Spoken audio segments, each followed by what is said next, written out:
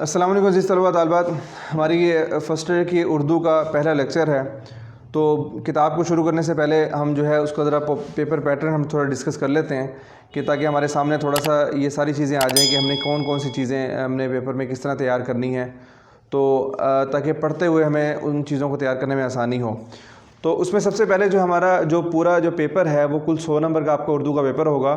اس میں جو ایک پہلا حصہ جو ہے وہ معروضی طرز کا، دوسرا جو ہے وہ انشائیہ ہوگا، جس طرح سارے پیپروں کے اندر ایسے ہی تقریباً ہوتا ہے۔ تو اس میں جو ہے نا وہ یہ ہے کہ جو معروضی طرز کا جو ہے اس میں ایک ہی سوال ہوگا، اس کے کل 20 نمبر ہوں گے، اور اس میں جو MCQ ٹائپ جو کوسچنز ہوتے ہیں کہ کثیر الانتخابی سوالات کے ایک سوال دیا ہوگا، اس کے 4 ممکنہ ملتے جلتے جوابات ہوں گے۔ تو آپ نے اس میں سے کسی ایک کو منتخب کرنا ہے، کسی ایک کو آپ نے سرکل کرنا ہے۔ تو اس میں آپ کے پاس وقت ہوگا 20 منٹ، اور جو ہے کل سوال بھی 20 ہوں گے۔ اب یہ پوری بک میں سے بھی آئیں گے، اس میں جو ہے نا گرامر والا پورشن بھی وہ ڈسکس کریں گے، کوئی تشبیہات، استعارات وغیرہ جو بھی آپ کا جو ہے جو ایسی چیزیں ہیں کہ جو گرامر کے لحاظ سے گرامر کی اصطلاحات جو ہیں اس میں وہ بھی پوچھی جا سکتی ہیں۔ کوئی شعر دے کر اس کا جو ہے وہ شاعر کا جو ہے مراد پوچھی جا سکتی ہے، شاعر کا نام پوچھا جا سکتا ہے، وہ اس میں پوری بک کے اندر سے کچھ بھی پوچھا جا سکتا ہے۔ اور یہ ضروری نہیں ہے کہ پیپر کے یہ صرف مشق کے آخر میں سے ہی ہوں، کہ وہ درمیان میں سے کہیں سے بھی بنایا جا سکتا ہے۔ اور اس میں دوسرا جو ہے انشائیہ ہمارے پاس جو ہے نا انشائیہ کے پھر ہمارے پاس 2 حصے ہوں گے، ایک حصہ اول ہے اور ایک حصہ دوم ہے۔ انشائیہ کل جو ہے یہ اس کے کل نمبر ہوں گے 80، اور اس کا وقت آپ کے پاس ہوگا 2 گھنٹے اور 40 منٹ آپ کے پاس وقت ہوگا۔ اس میں جو سوال نمبر 2 ہے، سوال نمبر 1 تو اوپر آ گیا، سوال نمبر 2 جو ہمارے پاس ہے اس میں آپ نے کرنی ہوگی اشعار کی تشریح۔ اور اشعار جو ہے وہ 2 طرح کے اشعار ہماری بک کے اندر ہیں، ایک نظم کے اشعار اور دوسرا جو ہے وہ غزل کے اشعار۔ تو اس میں جو ہے وہ پہلا جو اس کا حصہ ہوگا اس میں نظم کے اشعار ہوں گے، اور وہ ایک ہی نظم کے جو ہے وہ اس میں سے کچھ شعر انہوں نے دیے ہوں گے، اور انہوں نے آپ نے اس کی جو ہے وہ تشریح کرنی ہوگی۔ اور اس میں شاعر کا نام اس کا 1 نمبر ہوگا، نظم کا نام اس کا 1 نمبر ہوگا، اور تشریح کے آپ کے پاس جو ہے 8 نمبر ہوں گے، کل اس طرح 10 نمبر بن جائیں گے۔ اور اس میں ایک بات یاد رہے کہ نظم جو ہے، نظم اور غزل کے اندر جو بنیادی فرق ہے، اور ان بہت سارے فرق میں سے ایک فرق یہ بھی ہے کہ غزل کا جو ہے کوئی نام نہیں ہوتا، اور نظم کا جو ہے کوئی نہ کوئی نام ہوتا ہے۔ اور اس کی وجہ کیا ہے کہ نام نہ ہونے کی، کیونکہ نظم کے اندر جو ہے وہ شاعر کسی ایک ہی موضوع کو لے کر کسی ایک عنوان کے تحت سارے اشعار کہتا ہے۔ مثلا اگر وہ کوئی مرثیہ بیان کر رہا ہے تو اس میں جو ہے وہ کسی کی موت کی کیفیت کو بیان کر رہا ہے، تو اب وہ سارے ایک ہی شخص کے بارے میں جو ہے وہ بیان کیا جا رہا ہے۔ ایسا نہیں ہوگا کہ پہلے کے اندر محبت ہو، دوسرے کے اندر کوئی جو ہے وہ دنیا کے نظام کو بیان کرنا چاہ رہا، نہیں ایسا، بلکہ ہر شعر دوسرے پہلے والے شعر کے ساتھ اس کا ربط ہوگا اور جڑا ہوا ہوگا۔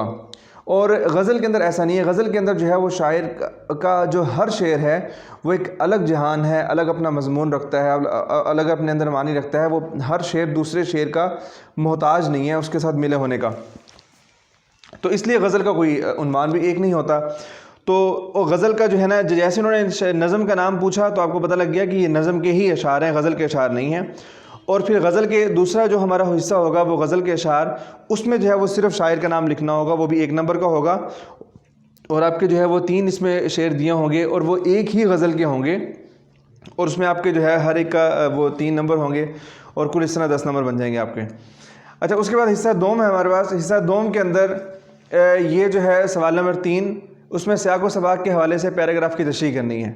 اب اس میں جو ہے اس کے نمبر کیسے ہوں گے کہ کل نمبر 15 ہے اس کے۔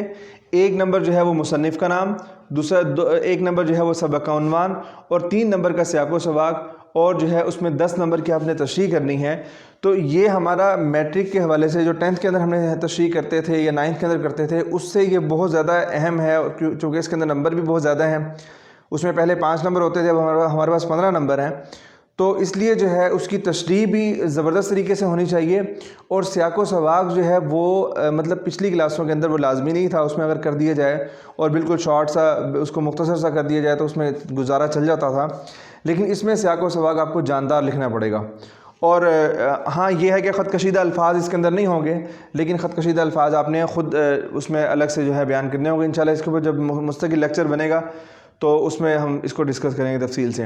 اچھا، پھر ہمارے سوال نمبر 4 ہے سبق کا خلاصہ۔ جو آپ کے اسباق دیے ہوئے ہیں اس میں سے کسی ایک کا جو ہے وہ آپ نے 2 سبق دیے ہوں گے، اس میں آپ کا آپشن مل جائے گا، اور آپ نے جو ہے نا اس میں سے کسی ایک کا خلاصہ لکھنا ہوگا۔ مصنف کا نام آپ لکھیں گے تو اس میں جو ہے نا یہ 1 نمبر ہوگا، اور باقی 9 نمبر کا جو ہے وہ کیا ہوگا، خلاصہ ہوگا۔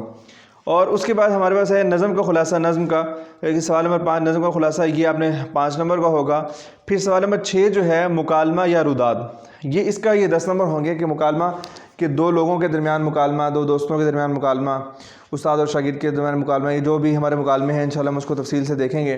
اور روداد کا مطلب یہ ہے کہ روداد جو ہے کوئی واقعہ آپ کے ساتھ کوئی واقعہ پیش آیا، آپ نے کوئی فنکشن اٹینڈ کیا، کسی تقریب کے اندر آپ شریک ہوئے، تو اس کی روداد اپنی ساری کارگزاری آپ نے لکھنی ہوگی. اور پھر اس کے بعد جو ہے سوال نمبر 7 ہمارا خط ہے. خط کے بھی 10 نمبر ہیں، لہذا اس کو بھی جو ہے ہمیں بہت اچھی طرح تیار کرنا پڑے گا.